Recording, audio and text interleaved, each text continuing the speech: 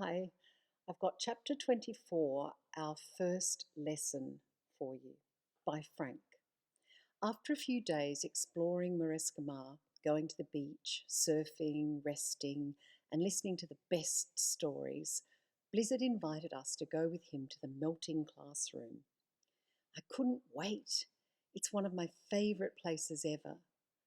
Blizzard led us through the dark corridors and then along some outdoor bridges, which were all entangled with the Marescimar tree, and finally onto the narrow staircase that leads to the melting classroom. Ben and Sky's dad designed the melting classroom years and years ago, and it's suspended in midair, high above the ground. The classroom is full of things that rely on the physics of enchantment and heaps of magical hybrid holograms. It's beyond anything I've ever seen before.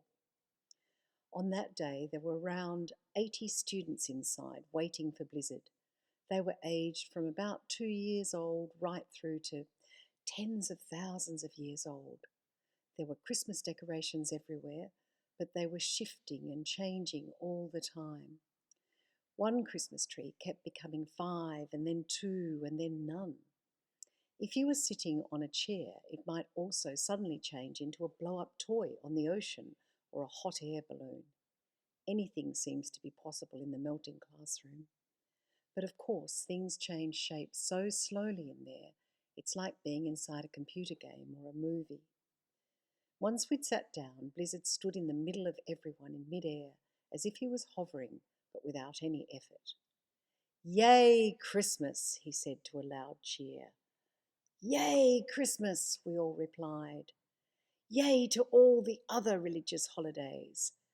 Yay to all the other religious holidays. Yes to peace and happiness. Yes to peace and happiness." Blizzard grinned at us. He looked so wild and glad that I felt like jumping up and hugging him, but of course I wouldn't ever do that. "There is so much that's lovely," said Blizzard. "Christmas," called an angel at the far end of the room. "The indigo sea," said a little boy who was sitting in a wheelchair right underneath Blizzard's podium. "Having visitors from the land of ice and fire," yelled a young ice witch at the top of her voice. "The best feast at Christmas," shouted 2 hybrid girls who were part cat and part human. "Being able to learn about other places," said Blizzard. "Being able to learn about the time game," said a dark man standing beside Blizzard. "Being able to introduce Orpheus to all of you," said Blizzard, grabbing the hand of the man standing next to him and raising his arm into the air. Everyone cheered loudly, and there were shouts of "Greetings, Orpheus!" and "Hey, oh!" and "Orpheus!" Blizzard laughed, and then Orpheus started laughing. Before long, we were all laughing all at once. It was incredible. I felt as if my face was going to break in half, and my stomach as well.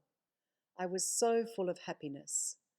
Blizzard let us continue to fill the room with the loudest and wildest laughter I've ever heard. And then, just as it had happened during our first visit to the melting classroom, we all rose up into the air about 3 or 4 feet, and the whole classroom was filled with a deep and quiet calm. "Breathe it in, my friends," said Blizzard. "Fill your hearts with all of this wonderful calm and fill your minds." We stayed up in the air, floating and resting in such a gentle peace. I don't know how long we were there, but it felt so good. And then Blizzard said, "Thank you, one and all." We all roared, "Thank you, Blizzard and Orpheus." It was so loud that I wondered if Ezekiel's chariot had returned.